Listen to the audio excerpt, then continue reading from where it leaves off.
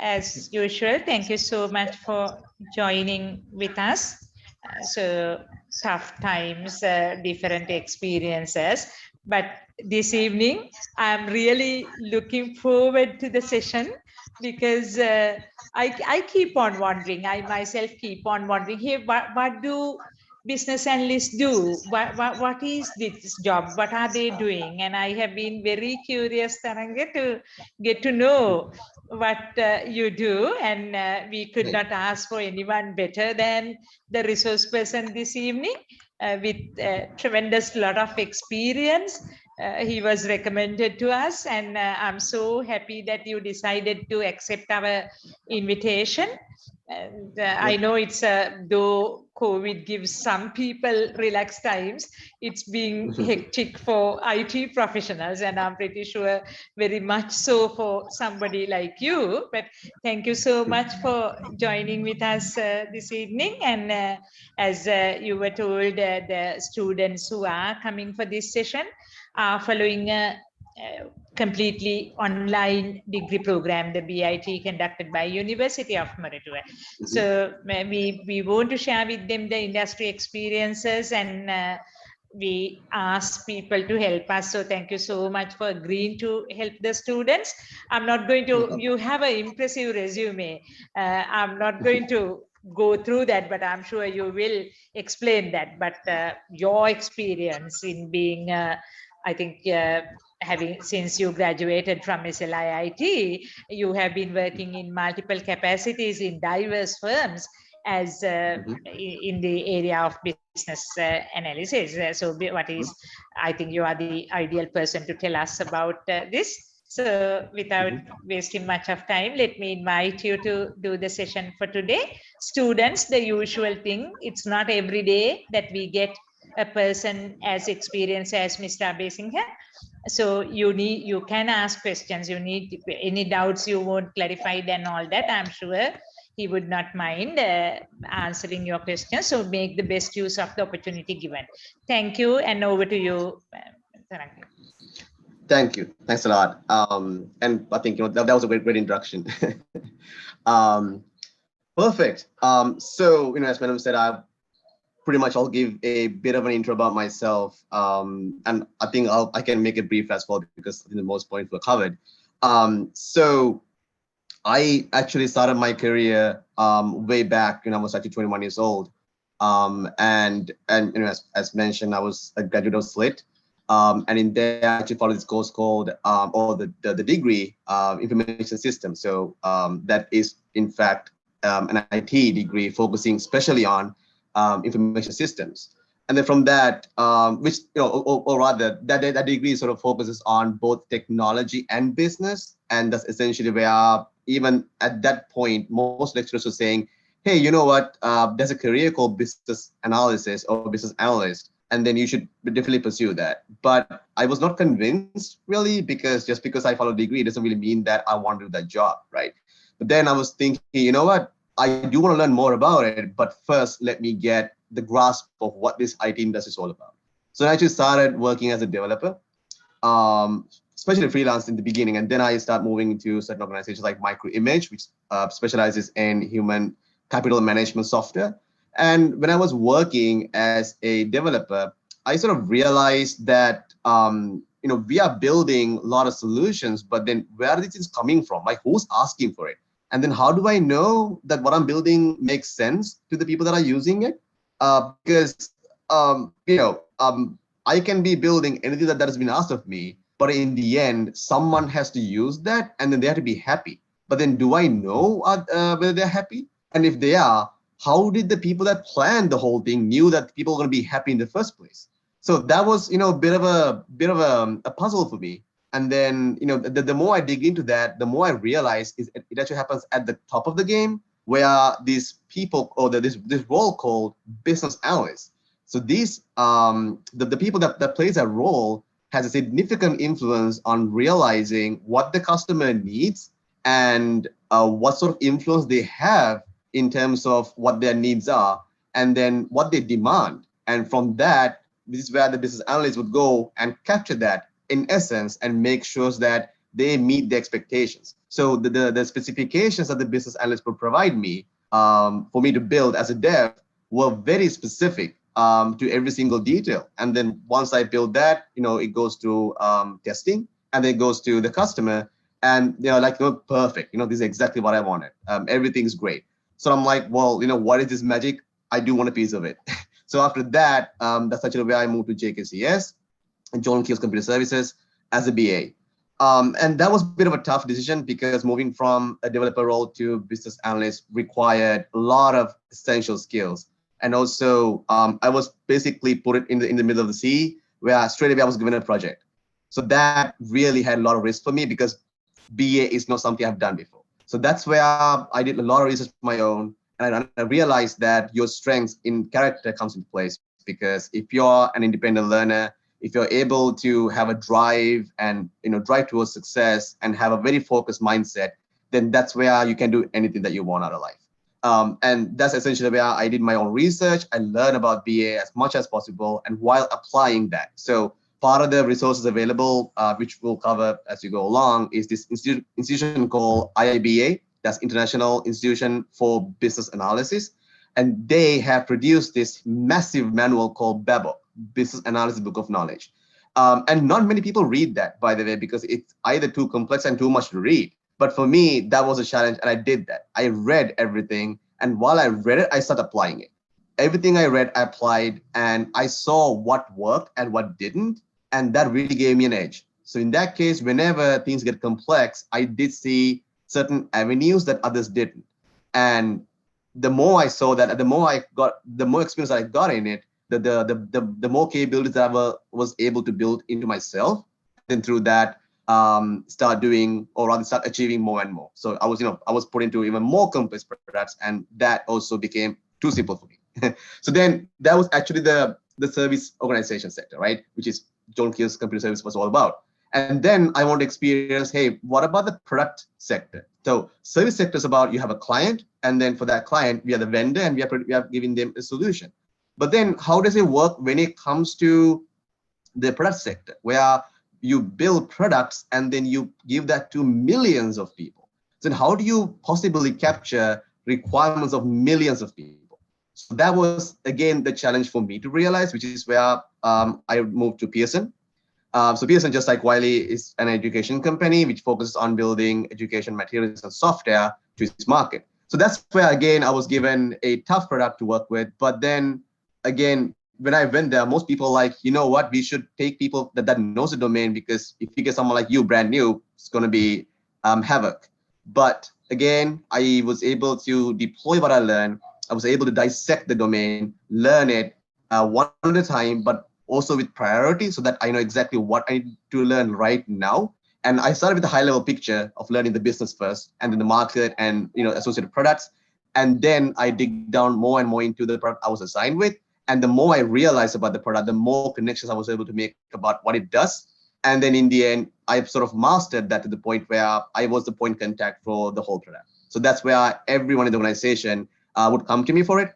And even the customers and customer success management as well. And on top of that, I had a goal to not just be a BA, but also own that product. So be a product manager. So I worked towards that goal. And after 1.5 years, it was handed to me. So basically, rather, I was playing that role, and they're like, you know what, you are the product manager for this. And from that day onwards, I was working as a product manager, and not just one product. I was able to manage 5 products simultaneously. And then only I moved to Wiley, again, as a senior business analyst. But a year after that, I took over the management responsibilities. And now I manage a very large group of business analysts in Wiley. And my focus right now is about building one very attractive career path for the BAs, and also defining the BA practice, and also making sure that people are happy, because people always comes before processes. So in that case, how do we make sure that people are happy in their career, and how do we ensure that they learn all they can, so that they can strive to be better and grow this industry, so that in the future, for you guys, that there'll be more opportunities than what we had in the beginning. So that's pretty much what I wanted to sort of emphasize on this session as well, and hence the topic, which is wake the business analyst in you. Because what I believe is that everybody has that ability or the capabilities to be a BA. It's just that most people don't realize it, and they often go with the trend. So for most IT graduates, it's all about, I want to be a software engineer. Hey, I want to be a quality engineer. But they don't really think about other roles like business analyst because it's not really trendy. It's kind of rare. And that's essentially what I want to sort of talk about to make sure that you guys understand what's there and what you can achieve through that, which in the end will have the most at stake for you. So a bit about the agenda, so that we know exactly what's going to be the whole of it. So the first off, as I discussed, I do want to talk about a little bit about the topic, and then I'll talk a little bit more about the history of BA and how that came to be. And then I'll introduce the BA and for what it is, and very simple as well. And then I'll talk about a bit about the characteristics and the qualities of a BA, which is essential. And I'll also tell you guys exactly what I expect when I do my interviews to make sure that you guys, you can always think about that as well. And then the career path that's available for the BAs, and also certifications that can actually give you knowledge in terms of, or the insights into the whole the BA track. But mind you, again, certifications alone can't really give you that edge. It's about doing certifications and learning through the certifications and applying that, which will give you the edge. So then after that, I'll definitely have a Q&A session, because I think that's definitely where I think it'll add a lot of value to the session, because I'm sure you'll have a lot of questions. But in the meantime, though, always feel free to just ask any questions if you have any. I'll do my best to answer you as I possibly can.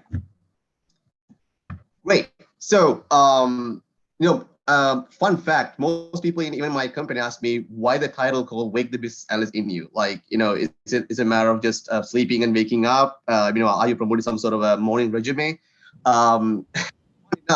It's somewhat similar, right?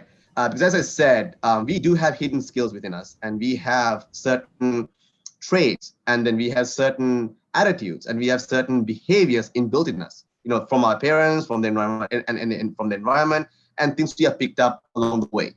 So the point here is to identify those and then realize where you are and what passion sort of drives you, and then thinking about, is BAs really for you, right? Because that is the most essential decision you have to make in your career, because you should not be stuck in a career that you're not happy with, right? Because in the end, it's just a job for you, but it's not a passion. So in that case, you won't even think about going up the ladder.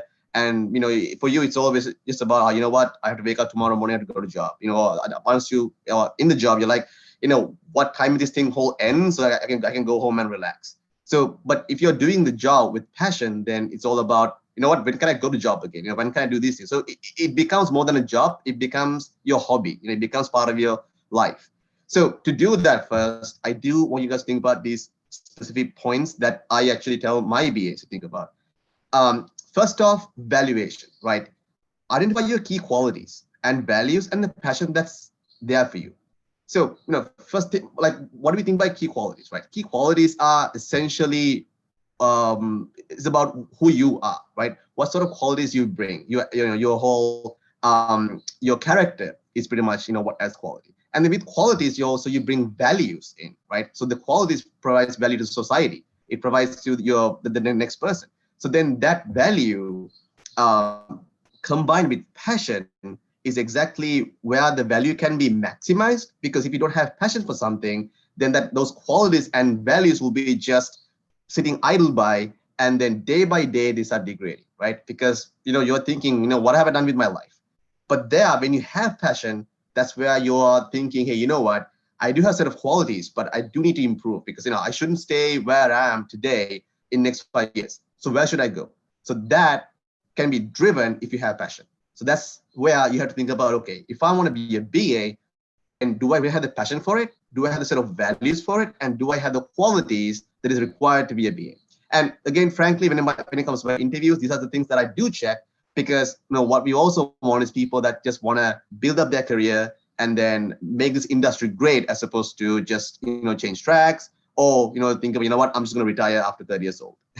Right? So first off, value yourself, and self-realize. So then once you have come to the point where you have identified your qualities, your values, and your passion, then think about evaluating that. Now assess that with your character, again, self-realization, and think about, okay, do I have the skills and do I have the strengths and the attitude that supports those values and the qualities, which in turn supports the BA, right?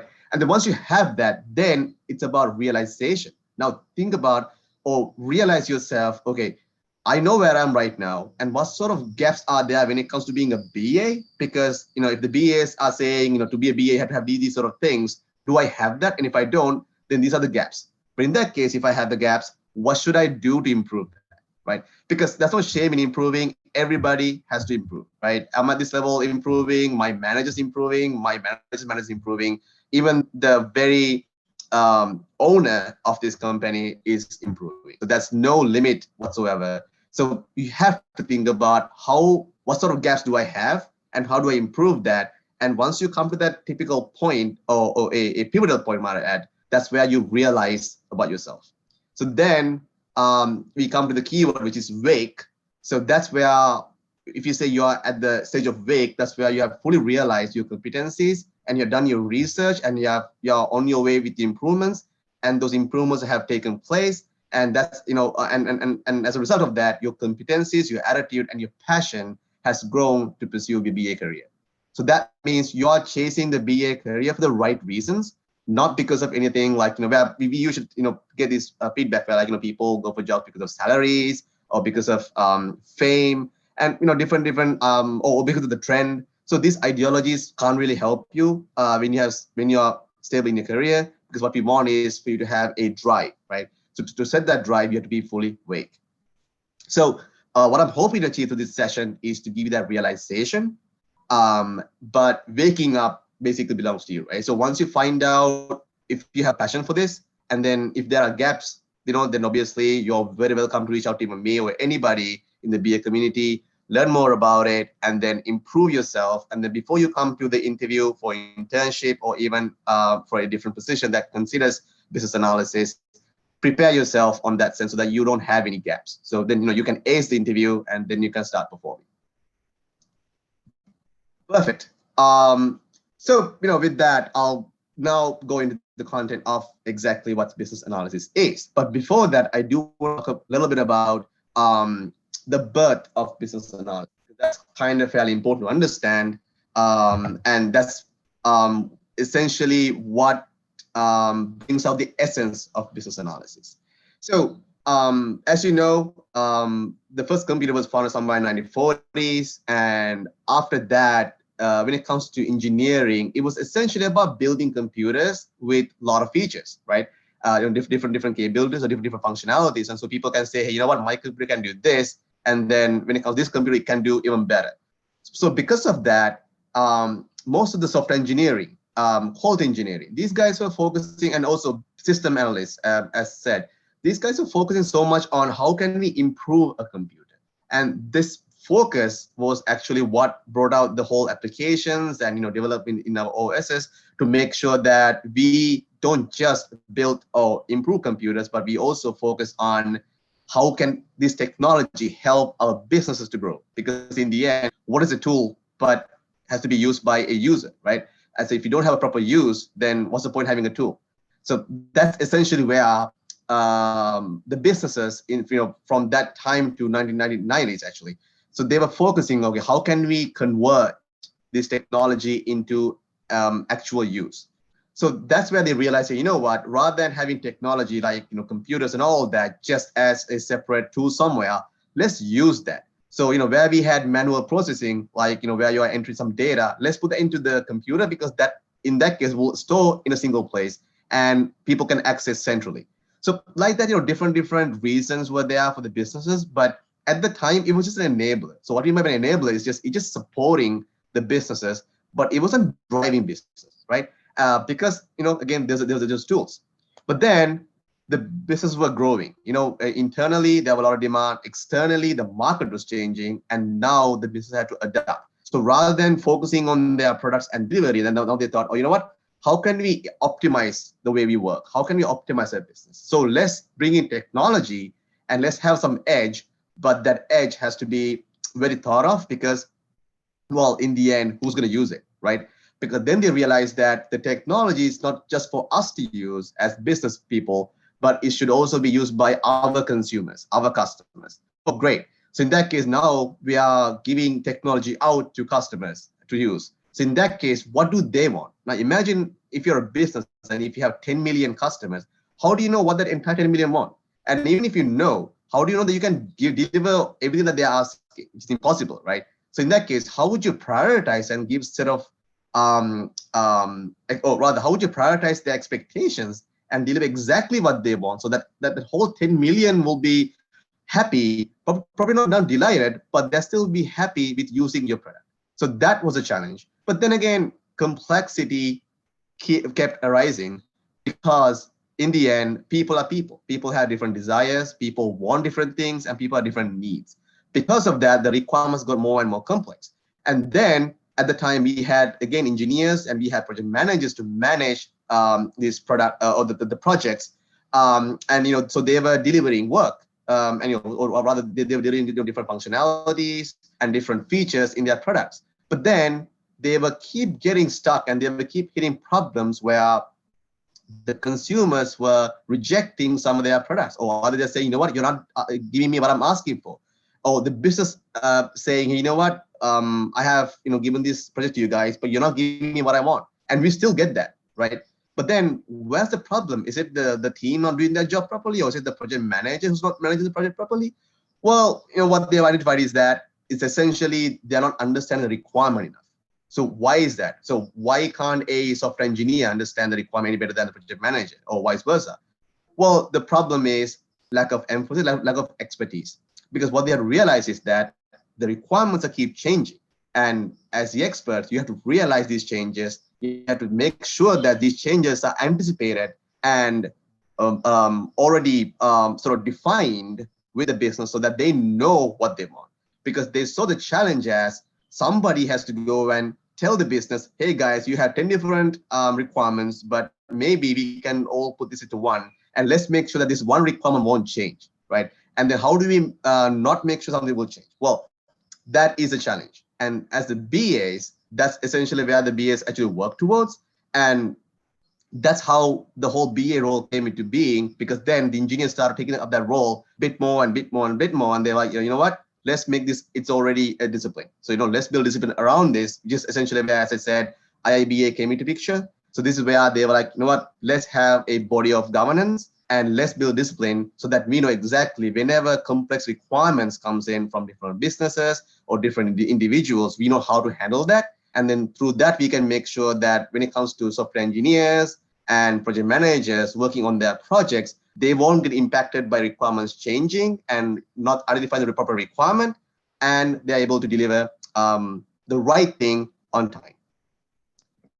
Cool. So with that, we can talk a little bit about about the actual practice of business analysis. So from that whole backstory, how the requirements came to be. Again, very complex set of requirements, and people struggling to realize or understand what does our customers want. If they have 10 million customers, what does the entire 10 million want? And that's essentially where the business analysis as a practice came to be. And this definition is actually provided by IIBA. So they say business analysis is the practice of enabling change in an enterprise by defining needs and recommending solutions that deliver value to stakeholders, which is kind of a bit complex, right? So let's just simplify that. And let's focus on some of the keywords. So first off, defining needs. So as we discussed, people had a lot of needs in the beginning too. And the problem was that they were not identified properly. So the teams were working on building these needs, but in the end, whatever they produce, the customer says, that's not what I asked for. So in that case, the months and months they spend on building something is an utter waste. And all that money is going to go down the drain.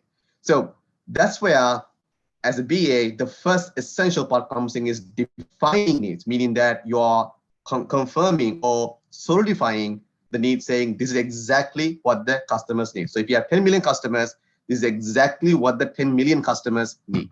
So that needs is in fact for the customers a solution. So for example, if you think about a computer, so back in the day, people actually were using typewriters, right? And then some of the businesses were like, hey, you know what, use this new computer, because now you can actually adjust your content without having to, rip papers off or, bring more papers in, which is a very hectic thing. So then people are like, oh, you know what, this is great. I can actually type stuff here, and then I can save these things, and I can also take a printout. So that's a bit of a solution that the people got. So in that case, their need was in fact a problem, because people wanted a solution to the typewriters, which was making their lives miserable. And by introducing a computer to them, saying, okay, now I use a computer, that was a solution. So that solution actually delivered value to their stakeholder, meaning that the user of it, as well as their consumer. Now, if you again imagine a lawyer, so if oh, you know what, forget about lawyers. So maybe let's take you guys as example. So you're as students, you're writing your thesis and all that, right? Imagine if you're giving a typewriter, so then typing, but then if you make a mistake, that means either you have to cut the whole thing off, or maybe like rip the whole paper off and then put a new paper and start typing again.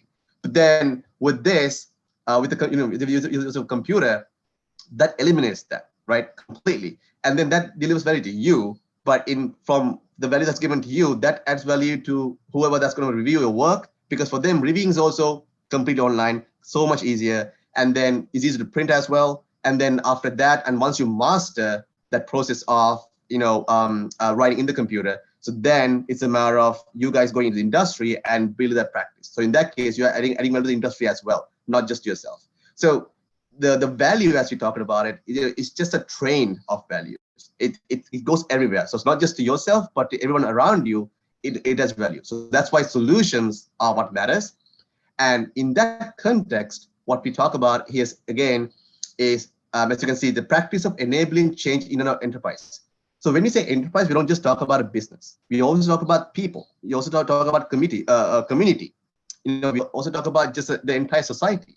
So in that case, how can we enable a positive change in this whole enterprise by defining what they need and then recommending solutions to meet those needs, so that through those solutions, it'll deliver value to those communities or those different enterprises. So that's essentially what the BA is all about.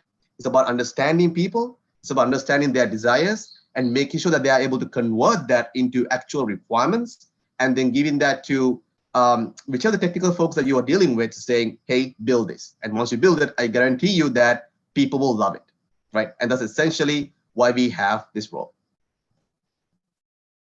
Great. So with that, the question comes in: why business analysis? So I think that's pretty much the question even the industry had, right? Because again, if we can train software engineers to think in that whole perception, and if we can train them on the practice of business analysis, do we really need business analysts? Well, that's a question, because when it comes to productivity, we always look at efficiency and effectiveness, right? Efficiency, 100% needed, and then effectiveness, 100% needed. And that's always a balance. But then again, somebody can always say, you know what? Productivity is more of effectiveness as opposed to efficiency. And that's where, we're like, why? Well, as BAs, I would definitely prompt for effectiveness, because efficiency is about making sure that you're minimizing waste, and that you're doing things efficiently as much as possible, so that in the end your waste is less. But okay, so in that sense, imagine, or if you take the whole example of software engineers again, imagine you get a requirement from the client, right, to build some product, and then you have a project manager, you have software engineers, and you have quality assurance engineers. So then these guys all together start working on it, and then they, in the end, so the client expects these things to go down at least 5 weeks, but the team was able to deliver everything by 2 weeks. So that's great, right? So 3 more weeks hanging, but they are able to deliver everything by 2 weeks. And it goes to the customer, and the customer says, this is not what I asked for. What is this? This is utter waste. So in that case, even though they built everything efficiently, it was a terrible waste, because all that 2 weeks was just basically adds up to nothing, because whatever they produce is not usable by the end customer. So that's essentially where effectiveness comes into play. So how do we know a delivery or whatever you produce is effective? So effectiveness is basically defined by the fact that, can it be used by the receiver, and does that make their life easier? And to make their life easier means that we have to understand, first off, what are they after? What are their needs? So that's essentially where the BA comes in, as we talked about, because if the BA tells exactly this is what you should be building for the customers, and if the team builds that by achieving efficiency, then you have an effective release because 2 weeks well spent on delivering value to the customer. So that's essentially why business analysis in any context comes into play. And mind you, business analysis is not always in IT. It can be in the finance domain. It can be in telecommunication domain. It can be in tourism, anywhere, because as long as there are business, we do need business analysts to analyze that business and suggest effective requirements that makes what are the products or services valuable to their target market.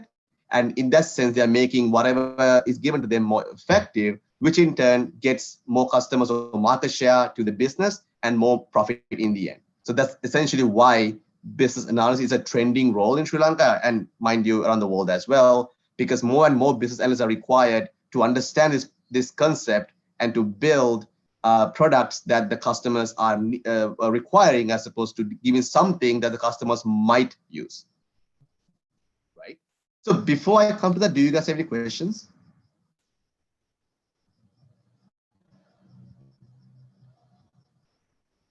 Cool. In this time, I'll just continue. But again, feel free to shoot out if you have any questions up to that point. So again, going a little back to the beginning. So we talked about what is business analysis. So that's essentially about understanding the needs and wants of the customers, of your target customer, or again, the customer can be anybody, right? Internal, external. So internal could be your managers, it could be a lecturer, it could be whoever. And then external could be the people that are external to you. It could be the market, it could be some reviewer, it could be the government itself. So it's about, so being a BA is about understanding the needs of those individuals or those stakeholders, and then making sure that that is translated into the context that whoever's implementing the policies are able to understand, and they build things. So when it comes to IT, it's about our developers and quality assurance folks understand exactly what to build and then getting that out so that the customers can use it. But in the finance or government context, it's more about certain artifacts that you build that can be used by the government to make decisions and all that. So as I said, business analysis role can be everywhere, as a matter of fact. So what does the BA do? So from that whole context, I'll just relate that to the experience as well, right? So first off, whenever we are able to do anything, we need to have a plan, right? So without a plan, we are just heading nowhere. How do we know whether we are succeeding or whether we are failing, or are we on track or are we not on track? So as BAs, the same thing applies as well. So that's where you think about, okay, when it comes to planning and when it comes to a plan, what do you think of? So if you think about a typical business analysis model where a BA works in a service organization, say something like Moratuwa maybe. So that's where they have clients and Moratuwa is a vendor. So in that case, the BA goes to the vendor because now they want to work with Moratuwa to build a certain product. So in that case, before they talk to or think about the whole solution and the problem and all that, first of all, they should have a plan to think about, okay, what am I going to do here?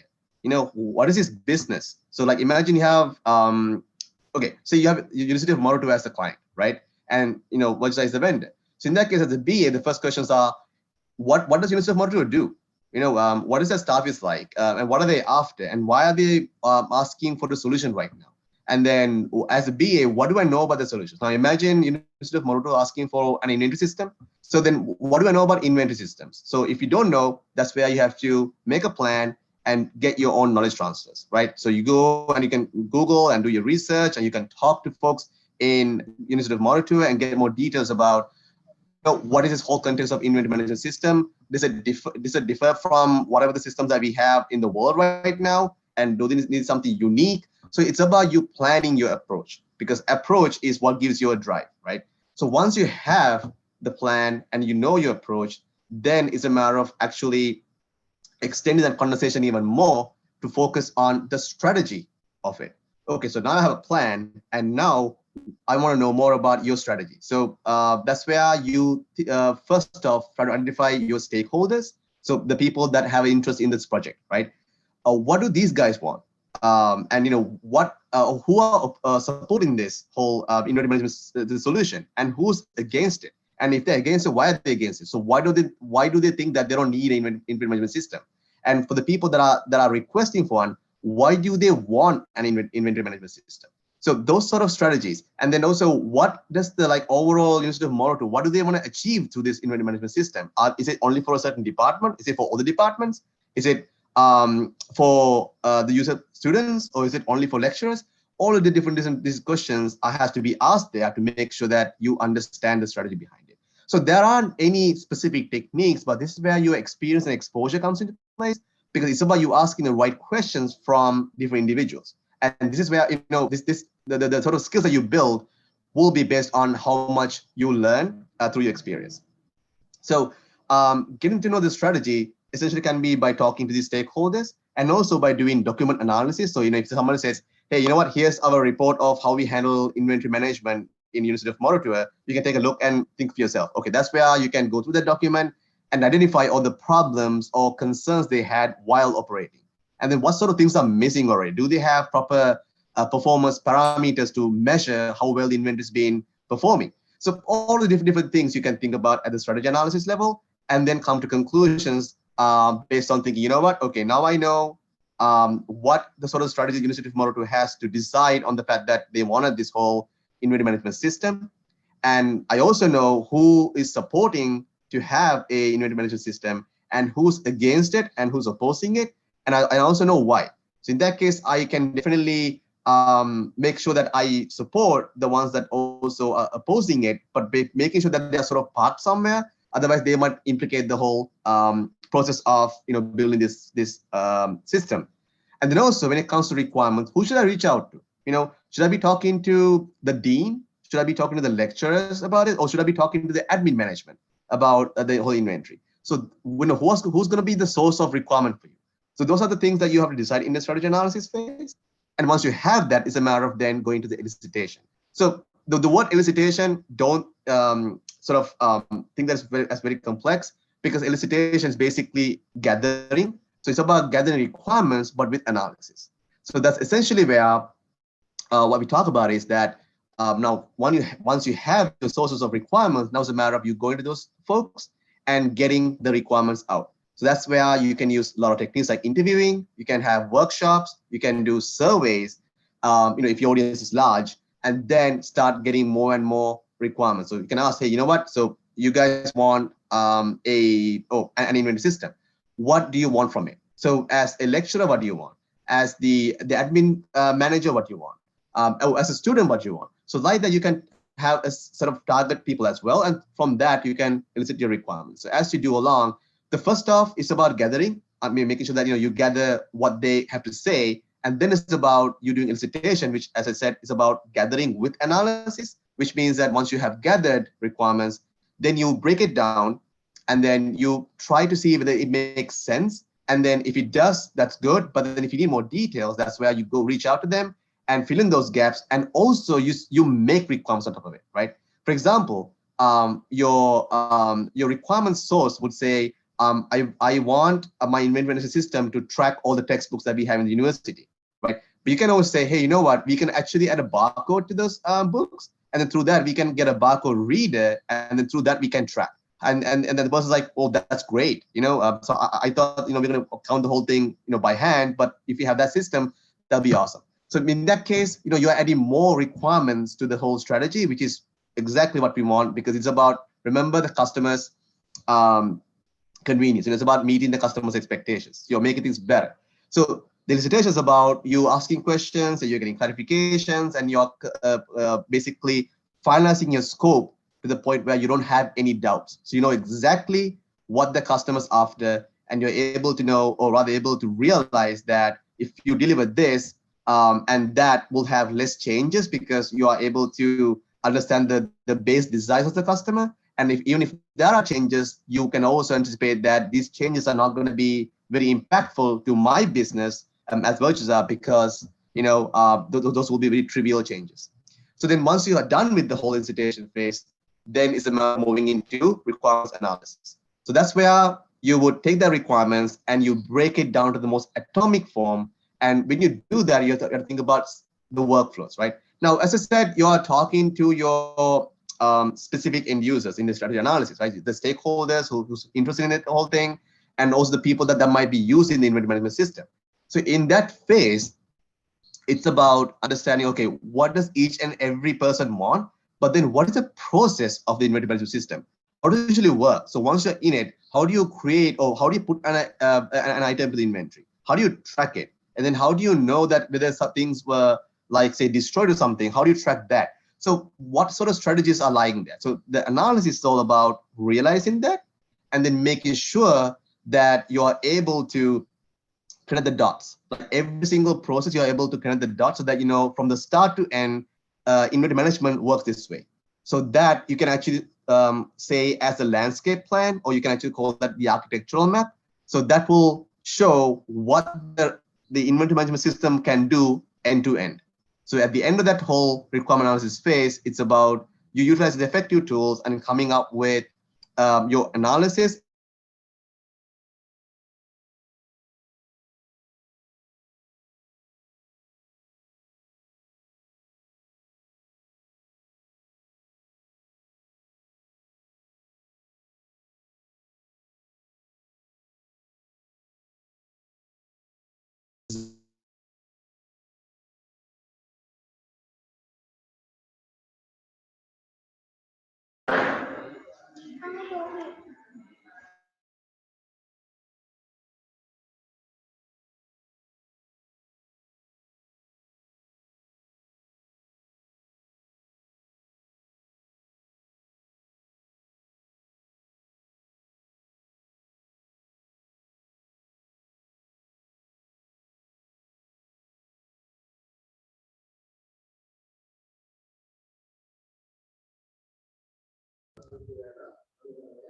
Taranga.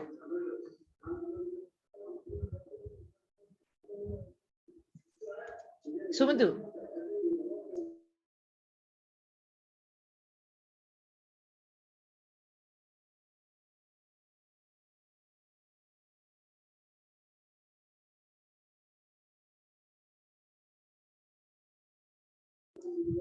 Taranga.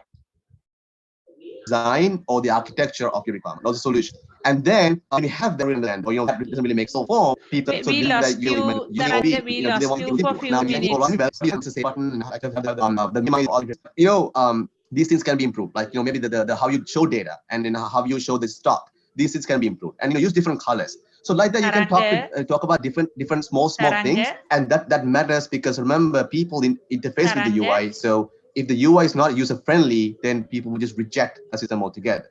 Because why look at something that you can't work with, right? There's no point. So that's why design definition is of paramount importance, because when you give people something they can use as something easy to use, then people will love it. Actually, one of the best examples you have for that is when it comes to the online banking, you have Sampat Vishwa, you have HMB. And then you've probably seen that a lot of people, if you do a survey, and, you know, these results are already there, a lot of people are in fact using Sampat Vishwa because the system is very user friendly. I mean, you know, people could also be hating Sampat Bank, but they actually love to use Vishwa because it's very user friendly. When it comes to HMB, the processes are great, but the system itself is not very elegant to the point where people don't want to use it. So hence why these things actually matter. So it doesn't matter how much of requirement analysis you did and how well you identify their requirement. If how you present it doesn't really add value to them, then things won't work. So with that, you know, we talk about requirement lifecycle management. It's about, you know, making sure the requirements are kept up to date, because again, what we know about requirements is that things change, right? People change and businesses change and their ideas change. So when these changes happen, how do we make sure that we are adapting to that? So that's essentially about making sure our requirements are up to date constantly and that we are meeting the end customers' needs. Cool. So altogether, as I said, requirements are pretty much needs and wants. And as a BA, it's paramount important to understand what is a high-level requirement, which is obviously what the business thinks. And then that also includes some of the stakeholders as well. You know, basically business is driven by stakeholders like, you know, CEOs, MDs, and all that. And then it's about understanding your users. So that means when it comes to business, their consumers or their customers could be the users. So then making sure that you understand what they have to say. And then it's about having the system requirements or realizing that systems, in terms of systems and how can they be sort of provide the value to the customers by thinking about what sort of features to provide or functionalities, and then also non-functional stuff like performance. Like imagine if you have tons of functional or functionalities in your system, but still it takes 10 minutes or 15 minutes to load, then you'll be like, what's the point, right? If you're playing a game, if it keeps getting stuck, then you're like, I'm not going to play this game anymore because it's a headache. So non-functional requirements are more valuable just as functional requirements. So as a BA, you have to think about business requirements and user requirements and system requirements all as terribly important because that adds value. And with the time limitation, I can't really go in much details, but ideally it's about you realizing those things as well. And when it comes to business analysis, so when you start your career, you'll have to make a decision in terms of what sort of orgs that you will be working with, right? So solution organizations are like MAs or Attune, where they provide solutions like SAP, the ERP software. So that is where essentially where your BA scope is kind of tight, and it's all to do with a single product. But when it comes to service organizations like JKIT or JKCS, Moratuwa, it's about clients and delivering to multiple clients. So that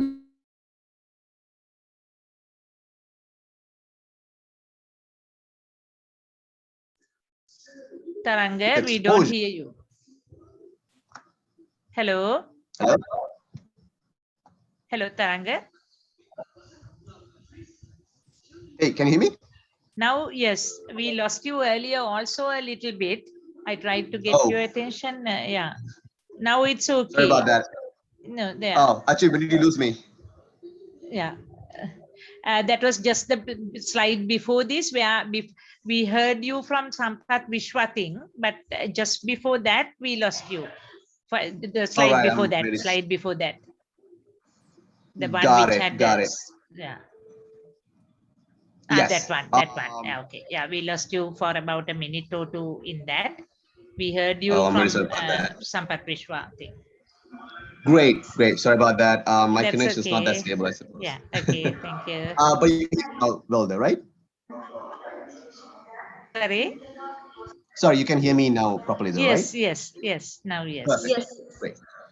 Yeah. I mean, it was just an example where I compared the design, the UI of Sampath Vishwa, because people use Sampath accounts mostly due to Sampath Vishwa, because that online banking facility is so helpful and very user friendly. You can do a lot of the work that you need to do, as opposed to what is provided by other banks where things are more complicated. Like the UI is way too complicated. It has too much functionality, where people are like, you know what, I do not want to use that. I'd rather just go to the bank and do it myself. So it's about simplifying solutions to people. So that's essentially why the UI, the user interface, adds more value.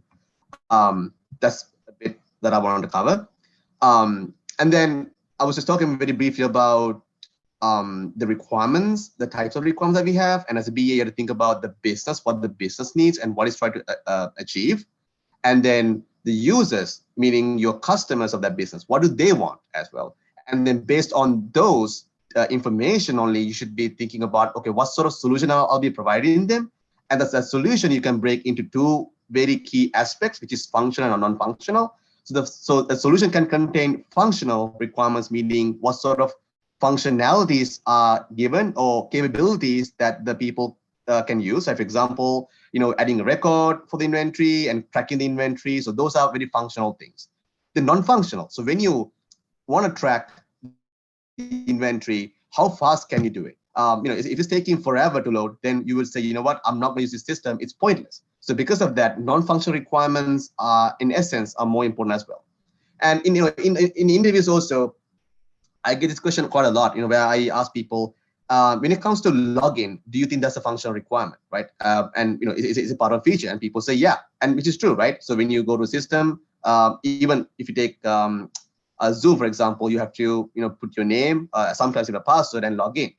But then the question is, am I using Zoom to log in, right? Which I'm not. I'm using Zoom so that I can do or have online conversations or video conferencing. So in that case, my need or my want is not to log in, but to use Zoom for what it is. Same goes to ATMs. If when you go to ATM and you put your card, and when you want to withdraw money, you do not go to ATM to enter your PIN and log in. You use the ATM to withdraw money or your check balance and all that. So meaning that when you, again, as a BA, when you think about these needs, you have to think about that functionally. It's about what the end user wants to achieve through using the system, and things like login, which comes under security, and the performance. Those are exactly what we have to provide as the provider of the service to make sure that people are getting the best experience possible. So because I imagine if the society is very professional to the point where they don't steal or do all that, so then there's no point to have login mechanisms or anything like that. The very reason that we have login is to make sure that people don't steal or cheat. So because of that, as the system owners or as the BA, we have to think about, oh, you know what? How should we make sure that the login also happens very seamlessly to our customers, so that they don't complain, or that won't impact them negatively. But still, we have to have that to make sure that they are secure. Otherwise, it's going to be a different problem, right?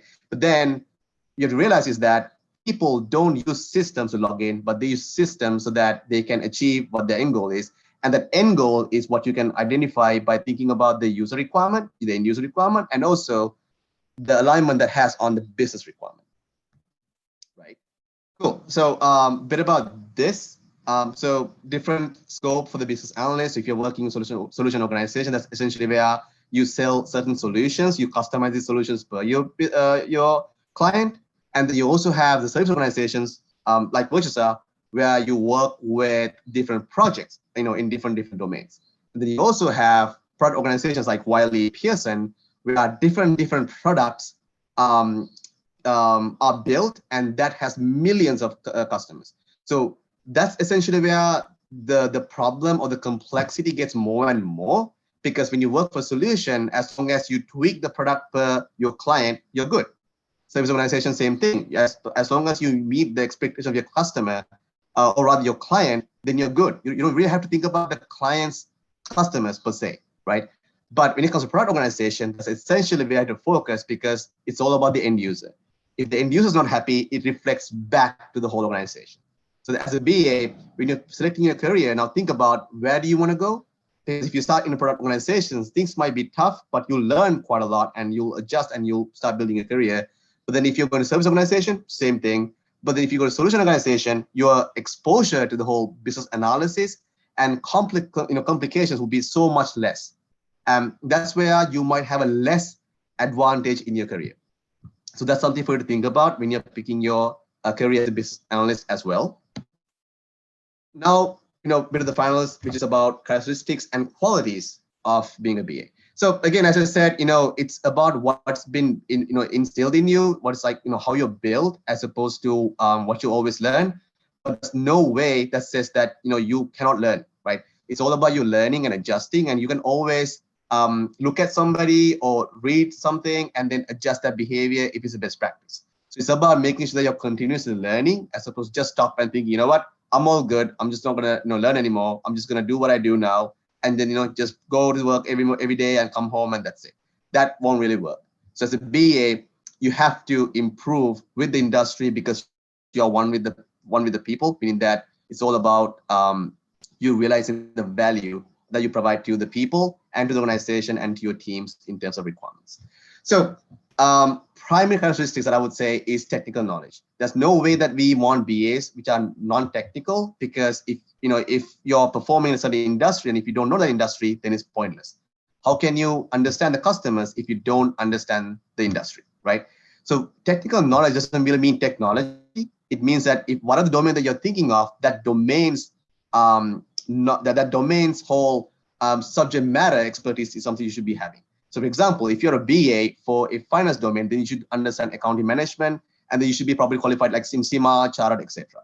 If you're a BA for tourism, then you should be in fact very well versed in the tourism domain, where you understand tourism and you're able to dissect the market and understand exactly what people want, and you know what the hotels and everything.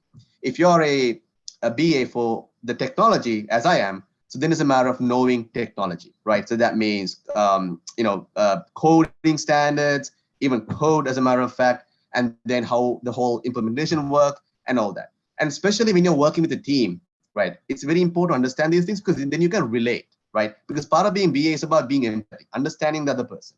So imagine you're working on something and your developer says, you know what, this is going to take 2 weeks for me. And if you say, no, you know what, you should be able to do this by 2 days, that's it. So that really means that you don't understand the context. But if you come from the technical background, like especially if you have some background in being a developer or a QE, then you're easily able to understand, you know what, I know what you're going through right now. And I do know that this code is kind of complex. So, what, I'll do my best to talk to the client and make sure that I convince them saying, I need extra 2 weeks to build this whole thing. So that's essentially where technical knowledge comes in handy. And as a BA, it's like a must have. And that obviously, as I said, works hand in hand with subject matter expertise. And then most importantly, it's about being an analyst, right? How would you analyze situations? So as a person, it's not just about being a BA, but in your life as well, it's about you analyzing a situation without jumping to conclusions. If there's a fight somewhere, analyze that and be like, you know what, these people are fighting for what reason, right? Or if there's going to be a conflict with you, it's like somebody's having a conflict with you, analyze that and say, okay, why is that person having conflict with me? So in that case, once you realize the root causes, that's essentially where you can find the most optimum solution. If you just jump into conclusions, that's where essentially you go into problems. So same as when it comes to BA, you should be an expert analyst where you are always able to drill down on the root cause, right? And then customer-centric mindset. It's about being empathic, but understanding everything from the customer perspective. What if I'm a customer? How would I want to use this system, right? And how does that work? And then how would I feel? Because it's also about emotions. Again, if you give an interface that's like very bright, yellow and green and all that, people just can't look at it. Then is that very user friendly? No. And is that customer centric? Absolutely no. So always think from the customer's angle and think about, okay, as if I'm the customer, would I like this? And if I'm the customer, would I be fine with this? So that thinking has to be there because in the end, requirement quality, as we discussed, is a matter of you understanding your customer, right? Big picture focus. Again, that's very important because most people, especially developers and quality engineers, when I was in that discipline, I always sort of tend to think about the implementation detail, the lowest level detail, and it's about how can I build this using technology. But as a BA, it's about understanding the high level picture and be like, oh, you know what? What does the whole thing mean? So at the very high top level, why do you have this requirement in the first place? Who wants it, and why do we have to have that? And once you realize all the context, all the background, then you can break things down level by level by level to the tiniest level of requirement. But in that case, you'll have the whole picture. So whenever questions comes your way, you always have an answer. There won't be gaps. Otherwise, if somebody says, hey, you know what, you're suggesting 3 different functionalities, why? You're like, well, because I assume so, which is the wrong answer, right? You should absolutely know why you're doing everything. And you're also a visionary, out-of-box thinker, and an innovator. That is a must. You should be a visionary. You should always be thinking about what can I do more? And you should be able to come up with solutions that are out of the box completely, right? Not the trend, not what other people might tend to follow, not your competition tend to follow, but how can you be innovative and think out of the box and provide visionary solutions that will attract more and more customers to your product. And then how would that make your product a unique product in the market? But multitasker. So doing all of these things means that you have a lot of work to do. Then how do you make sure that you do everything at the same time? So without making sure that things are falling behind, which will have negative implications. So as a BA, you have to expect that if you get into this career, you have to do a lot of multitasking. But then as you work along with it, you'll get good at it, right? Conflict resolver. So conflicts are unavoidable. It happens, but what's most important is as a BA, how do you deal with it? So your team might take it negatively, but as a BA, as a leader, you have to think about, you know what? No, guys, let's not jump to conclusions. Let's see what the actual issue here. Do the analysis, figure out the root cause, and then discuss and make sure that people understand the problem here so that there won't be a conflict. So as a BA, you have to have that drive to resolve conflict. Challenger, you have to make sure that you challenge things. If you just stay quiet, when someone says, hey, you know what, I think this is the solution, then that gets built out, and in the end they're like, you know what, why did you go with this? Because this is pointless. But you should be able to challenge and say, you know what, you're asking for this, but why? And how does that add value to you? And then how does that add value to the company? And then if you give that, what sort of prospects can we think of? So when you challenge decisions and when you challenge yourself as well, that's only going to build your career more and more. So to have these characteristics, you should have some qualities with you, and which, as you can see, comes in line and line. And some of them, obviously, as you know, being having that analytical mindset and critical thinking, which goes hand in hand with being an analyst, problem-solving attitude. So again, instead of creating conflicts or problems, you are focusing on solving them. Patience, number one thing for the quality that we always look for, because whenever things get stressed out, stressful or problematic, you should keep your patience, you should keep your cool, and make sure that you sort of look at that problem as a third person and figure out, okay, what or how can I resolve this? How do I deal with this?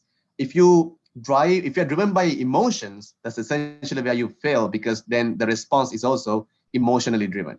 But what we want is logically driven responses, and that only comes if you're patient, or patient rather. Sorry. And then also, it's about communication. You should have excellent communication skills and interpersonal skills, and that's where you're able to use language or rather leverage your language for your advantage. Now, unfortunately, the fact that you're working with a lot of the foreign market, the US and Europe and all that, that's essentially why you have to have proper or rather effective English skills, in verbal and written as well. But then, if you're working with maybe local organizations, that's essentially where the local languages will be most useful. But the language itself is not the problem, but it's about how you communicate. And then also it's about how you present it, like, how your body language works, and how would you listen? How would you talk to people? Is it going to be in a very calm and very attentive, or is it going to be very rushed and people like, what, I just want to get out of this conversation? So that's also something you have to think about. And then attention to detail. Absolutely. Well, as a BA, as we discussed, your requirements are what matters the most, because in the end, what you tell is what the developers will develop. So in that case, every detail counts. There's no such a thing as obvious requirements. So everything is obvious, maybe, but then again, detailing it out is the job of the BA. So you should always, whenever someone tells something, make sure that you always detail things out. Like, just tell me more details. Question them and find out the low level detail. But don't take decisions or don't make decisions high level when you have less details, because then that decision has a more chance of being wrong. Relationship building, that essentially goes with you being a conflict resolver. If you're able to build a network of effective relationship with a lot of people, then you are able to strategically manage problems before they happen, right? Because people will be more connected to you. People will be able to talk to you and then figure out what works for them and what doesn't. And based on that, you can adjust. So then you can resolve issues or things before even they take place, right? And then a bunch of the qualities, you have to be driven. That means very independent, and also you have to have focus. And then you should be focusing on your learning and self-betterment. And then that also comes in you being an adapter, meaning that whatever changes comes in your way, you adapt. If someone says, for example, if your lecturer says, so in the beginning I said I want this assignment done by next month, but with the new regulations, I want this to be done within the next 2 weeks. Great. So don't say no to that. Great. Let me see how I can do that. Adapt to it and see how much you can deliver, and then challenge and say, what? So back then I had this much time, and now I only have 2 weeks. So now I can only deliver up to this point. Are you okay with it? And then negotiate. So that's where you're being very open-minded. You're not being very restrictive and you're saying, I can't do this, I can't do that. That's never the answer. It's about you being very open to suggestions, open to change, adapting to that, and that altogether makes you a risk taker, right? So you're taking a risk here, that's a chance you can fail, but still you're making sure that you're lowering your risk by being open-minded and adapting so that you can still provide an effective outcome. And in that process, most of the time people get stressed out, right? But then as a BA, you have to make sure that you diffuse stress, meaning that you don't get stressed out in the first place. And the other is that whenever you see that your stakeholders, your customers or your team is getting stressed out, you talk to them and make sure that the stress is just gone out, right? Make sure make sure that they understand what's at stake here, and getting stressed out have no meaning or any use. So only logical decisions, again, be open-minded, think about what is causing the problem and resolve that. So just very quickly, all that adding together is about now the career path. So in our, talking about the whole organizations in Sri Lanka, or the whole industry, we have a lot of career paths that are available for BAs. And most start from the internship, right? So, you're a fresh graduate, then you go for internship, you learn some of the basics of being a BA. And then once you're competent enough, then you can go to being an associate BA. And then after that, it's about performing through all the way up to being head of BA, which obviously, as you know, is very aligned with the top leadership of an organization. And then when you're at the level of senior BA, you often are given a choice, right? And this is where it matters the most, because when you start perfecting your career at the senior level, right? So that means you're a BA, and then at the senior level means that you have mastered the art of BA, and then you know exactly what you have to do in every single situation. So now it's about making decision in terms of, do I want to be a manager that manages a bunch of BAs and also manage the BA, the business analysis practice? Or is it about me focusing on the architectural side of the business analysis, where you can be or strive towards being a business architect or enterprise architect? For the whole organization, you're suggesting large solutions or large architecture that helps the organization to grow and expand. Or do I want to be a BA that focuses on the products and managing end-to-end requirements, so that I can be a product manager that manages the whole product end-to-end, right? So that track is also available to you. And all that, by the way, in our industry, we already have. And, so back in the day when I started, we actually had very less. But now, with a lot of, exposure into the BA and the value addition, we were able to grow that whole routes. And then, there are some who is, what, I want to be a BA, but then I want to be a project manager soon, because that's where my strengths are. So for some people, it makes sense, because when you're a BA, you get exposed to dealing with a lot of stakeholders and understanding what's at stake and the scope of the project. And you also see how your project manager performs. And for some people, they're like, what, now I want to be more delivery focused, rather than focusing on the requirements and making sure that we are designing the right product for our customers. Now I want to focus on whether we can deliver things on time and within the budgets and all that. So that's where often people want to do a switch over, and being a BA very much helps that, because you have the foundation set up as a BA. So then it's a matter of moving into project management and then, performing from that. And vice versa also, it's very possible if you're a project manager, if you want to be a BA, then you can make the lateral move as well.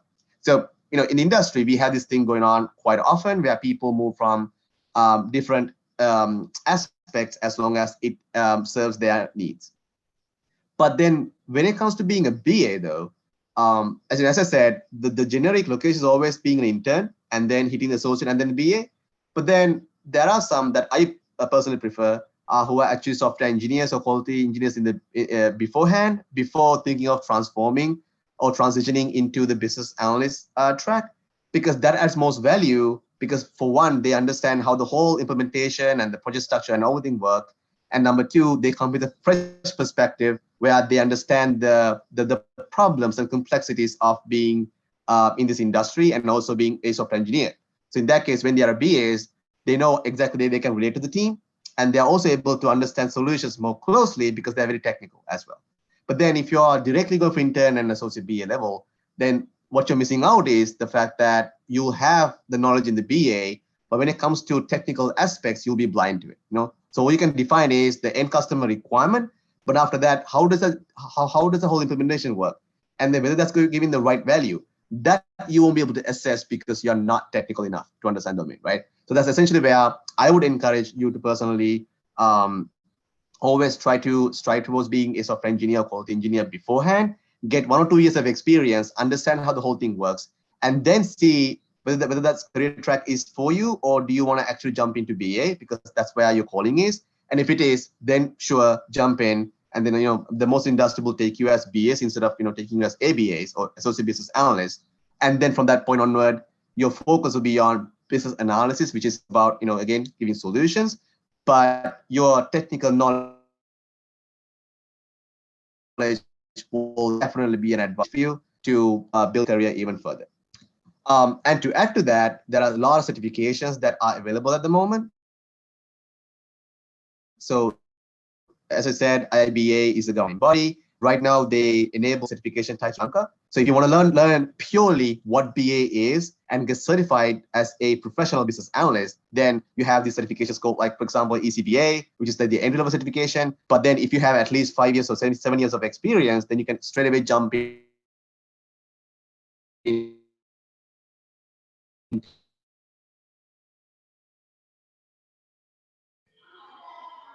the CBAP qualification, which is at the very top, and that gives you certified business